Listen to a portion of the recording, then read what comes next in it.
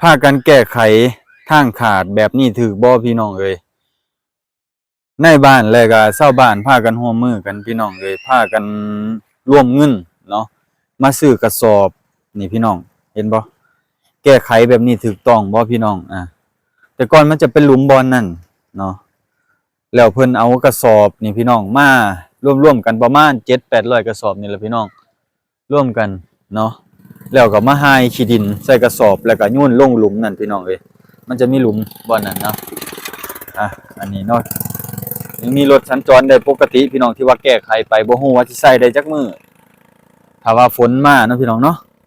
ถ้าว่าฝนมาบ่ฮู้ว่าสิได้แก้ไขได้จักมื้อพี่น้องแล้วก็ใส่ได้จักมื้อเนาะอันนี้คือชาวบ้านร่วมเงินกันพี่น้องร่วมเงินกันคนละ10-20,000เนาะต่อเฮือนเนาะต่อบ้านนะพี่น้องเอ้ยเพิ่นพากันแก้ไขนี่พี่น้องเอ้ยเพิ่นหายขี้ดินใส่นี่เห็นบ่พี่น้องต่อกันเป็นแถวเนาะต่อกันเป็นแถวไปหลายแห่งพี่น้องเอ้ยเฮ็ดตั้งแต่เช้าจนฮอดบ่ายเพื่อสิแล้วพี่น้องเอ้ยนี่เพิ่นแก้ไขไปนี่แต่ก่อนน้ำมันจะกัดเซาะเข้ามาจนเบิดพี่น้องเอ้ยคือบ่าวกล้องเคยถ่ายคลิปให้พี่น้องได้เบิ่งเคยถ่ายคลิปให้พี่น้องได้เบิ่งนํกันนั่นแหละเนาะเพราะว่าน้ำเวลาน้ำมันมาน่ะมันมาแห้งพี่น้องมันท่วมเบิดเลยพื้นที่บริเวณนี้เนาะ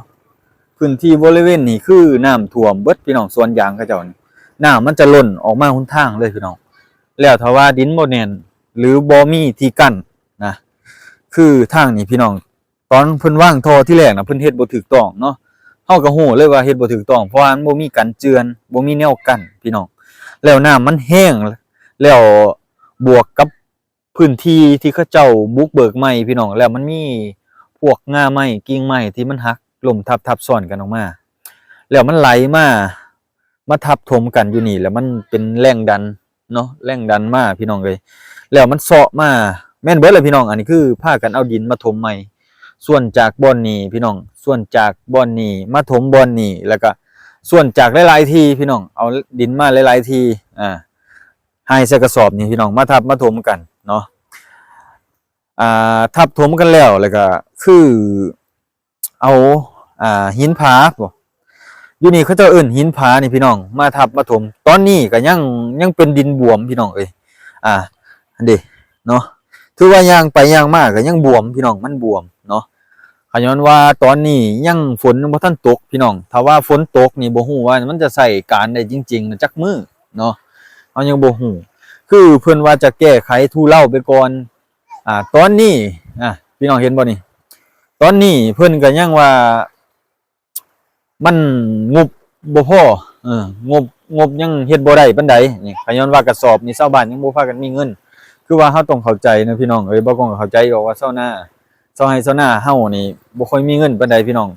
หลายๆคนก็เอาเงินไปเฮ็ดไร่เฮ็ดนาพี่น้องเอ้ยเพิ่นก็พากันแก้ไขได้ประมาณนี้พี่น้องเอ้ยบ่ฮู้ว่าพี่น้องจะเข้าใจบ่กล้องบ่เนาะบ่กล้องก็อยากถามพ่อแม่พี่น้องคนที่เพิ่นเคยเฮ็ดแนวกั้นน้ำท่วมเนาะเฮ็ดแนวกั้นน้ำท่วมมันเป็นลักษณะนี้บ่เนาะพี่น้องเนาะแล้วมันอยู่ได้จริงบ่พี่น้องเบิ่งนี่ดินนี่มันเป็นดินบวมๆมันเป็นดินดากนี่พี่น้องดินดากดินอันนี้แหละนี่ที่เขาดุดเขาดุดออกจากขัวเก่านี่พี่น้องเพราะว่าตะกี้มันจะมีดินโอบอยู่ตรงนี้พี่น้องอยู่บ่นี่เนาะมันจะล้นเลยแหละดินนะเขาก็เลยส่วนใส่กระสอบพี่น้องให้มารวมกันประมาณ600-700 สอบเนาะเพื่อมาตั้งเป็นแนวกั้นเป็นแถวปานนั้นยังบ่พอพี่น้องปกติจะเอาสูงขึ้นกว่านี้พี่ให้มันฮอดแนวทางกับตัวนี้เลยพี่น้องเอ้ยสองข้างทางนี่พี่น้องที่มันเป็นค่อยลงไปน้ำก็ล้นน้ำก็ล้นเบิดเลยพี่น้องคือว่าแก้ไขบ่ขาดเนาะเรื่องนี้เนาะเพราะว่าชาวบ้านก็ย่ำฝนแล้วคือมันท่วมเบิดแล้วก็คือว่าติดเลยพี่น้องเอ้ยตอนนี้คือว่าฝนมันบ่ตกน้ำมันก็ไหลปกติอยู่พี่น้องอันนี้คือท่อเก่าท่อเก่าจะอยู่ข้างนี้พี่น้องจะอยู่ข้างนี้ก็คือบริเวณจะมีแนวกั้นพี่น้องเพราะว่ามี2ท่อพี่น้อง2ท่อคนละข้างนี้กับข้างนี้แล้วก็เสริมใหม่คือท่อนี้พี่น้องนี่ท่อนี้ยาวไปเลยเนาะประมาณ7-8 ท่อพี่น้อง7-8 ท่อ7-8 ท่อที่เอามาเนาะแต่ว่า ในบ้านหรือว่าชาวบ้านเฮาก็บ่ได้ออกแนวคิดแล้วว่าต้นทุนบ่มีนั่นแหละพี่น้องเอ้ยก็เลยเฮ็ดตามมีตามเกิดไปเนาะแล้วผลกระทบตามมาก็คือนี่แหละพี่น้องน้ำมันซ้อมันกัดนี่มันก็เลยเฮ็ดให้เฮาแก้ไขได้เฮ็ดให้เฮาเขาเจ้าเฮ็ดเทื่อแรกแล้วบ่คักหันนะพากันมาแก้ไขอีกเทื่อนึงนะพี่น้องเนาะนี่เพราะว่ามันบ่มีแนวกั้นคือแบบนี้พี่น้องถ้าว่ามันมีแนวกั้นคือแบบนี้นะโอเคพี่น้องเห็นบ่นี่มันจะมีแนวกั้นเลยเด้เขาเจ้าเฮ็ดกันเจือนเนาะกันเจือนเนาะแบบง่ายๆคือกันเจือนถ้าว่าเฮ็ดแบบนี้จักหน่อยหน้าแล้งก็ต้องได้เฮ็ดใหม่แก้ไขใหม่เก็บเงินอีกพี่น้องเอ้ยมันก็เริ่มแบบว่ามันเป็นอันเวียกเดิมๆชาวบ้านก็เริ่มหงุดหงิดนะเพราะว่าแก้ไขแต่บ่อนเดิมๆเก่าๆเนาะแก้ไขบ่จบบ่สิ้นมันจะเป็นลักษณะแบบนี้นะพี่น้องมันก็สิมีคำเว้าจากชาวบ้านเนาะจากในบ้านก็สิเริ่มถูกเขาติเขาหยังเขาเว้าเขาหยังแล้วก็สิพากันเครียดเกิดขึ้นนะพี่น้องเนาะอาจสิเว้าบ่ได้อาจสิให้เขาเทื่อหน้าเทื่อในนะอันนี้ก็เป็นบ่อนแก้ไขใหม่พี่น้องน้ามันกัดเซาะขึ้นมาเบิดแถวนี้แถวน่ะเอาดินเอาหยังไปถมเบิดพี่น้องเพราะว่าน้ามันมาแห้งหลายไม้มันมาหลายครับมันสะสมหลายแล้วมันดันเข้ามาพี่น้องเอ้ยมันหล่นพี่น้องเอ้ยบ่กองก็จะมาถามว่ามันสิอยู่ได้จักมื้อประมาณนี้คนที่เคยเฮ็ดคนที่เคยแก้ไขเนาะพี่น้องเนาะ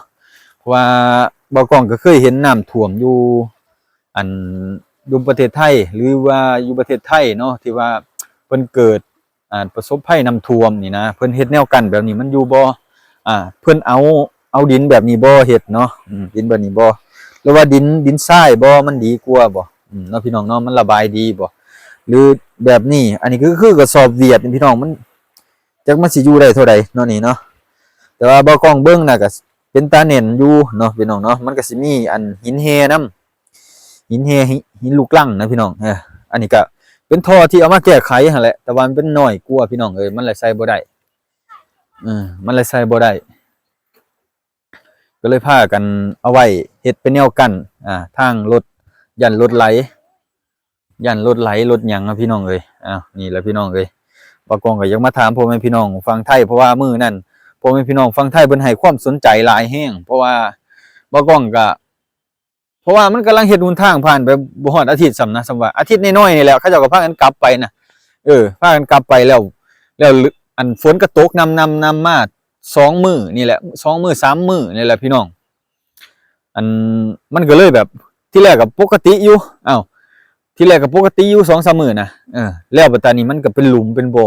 ที่แรกก็เป็นมันแตกเหล้าซื่อมันแตกเหล้านี่ดิแตกเหล้าตัวนี้พี่น้องแตกเหล้าตัวนี้เดนี่จุดนี้แตกเหล้ามาพี่เหล้ามาแตกพี่บ้านเฮาเอิ้นแตกเหือบแหละแตกมาฮอดพี่แหละแตกมาฮอดพี่แล้วตัวนี้ก็ค่อยยุบลงแล้วบัดตานี้ฝนตกมากลางคืนเนาะตื่นเช้ามาฝนตกมาแบบแห้งเลยได้พี่น้องตื่นเช้ามาแล้วดินบ่อนี่มันยุบลงบัดนั้นยุบลงหลุมบักใหญ่นึงคันว่าก็สิว่าพญานาคพู้นแหละเนาะโผล่ออกมาเนาะในความเชื่อก็ถ้าว่าเอาแบบนั้นนะพี่น้องนะถ้าว่าเชื่อแบบนั้นนะก็สิว่าพญานาคพู้นแหละขึ้นมาเนาะนี่แหละพี่น้องบ่ฮู้ว่าเพิ่นจะแก้ไขขาดบ่เดี๋ยวนี้ก็ยังลุบลงพี่น้องเอ้ยน่าสิได้เอาดินเอาลูกรังหรือว่าหินผาแบบนี้มาเพิ่มอีกเพราะว่ามันน่าสิอยู่ได้ดนกว่าเนาะคันจะเอาขึ้นมาก็ต้องเอาขึ้นมาสูงจนฮอดระดับที่ว่าเฮาตั้งกระสอบนี่แม่นบ่พี่น้องความคิดบ่กล้องเนาะแต่ความคิดผู้หลักผู้ใหญ่เพิ่นในบ้านในเมืองเฮามาเป็นเคยนะพี่น้องเฮาก็บ่ออกความคิดความเห็นเพิ่นบ่ได้หลายนะเพิ่นเป็นเจ้าเป็นนายเฮาก็ได้เฮ็ดไปตามที่เพิ่นสั่งนะแต่ว่าความคิดของเฮาก็อีกแบบนึงถ้าเฮาเฮ็ดนี่ก็คือแก้ไขจุดเดียวนี่คือพากันเก็บเงินซื้อปูนเนาะซื้อหินซื้อทรายมาเฮ็ดแนวกันแล้วก็เอาดินจากที่มันเป็นตาคือแบบว่ามันสิบ่ลมมันสิบ่สิบ่เหนียวสิบ่ติดรถสิบ่มืนสิบ่หยังหั่นนะเอามาเฮ็ดให้มันเพียงกันเหยียบให้มันแน่นๆก็คือจบแล้วบัดตอนนี้เพราะว่าเฮามีแนวกันเจือนเลยเวลาน้ำมันแห้งให้มันต่ำเข้ามานี่พี่น้องบ่มีผลกระทบเลยเนาะแต่ว่ามันได้ความแข็งแรงจากกันเจือนเนาะพี่น้องเนาะมื้อนี้ก็ประมาณนี้พี่น้องเอ้ยสถานการณ์เนาะ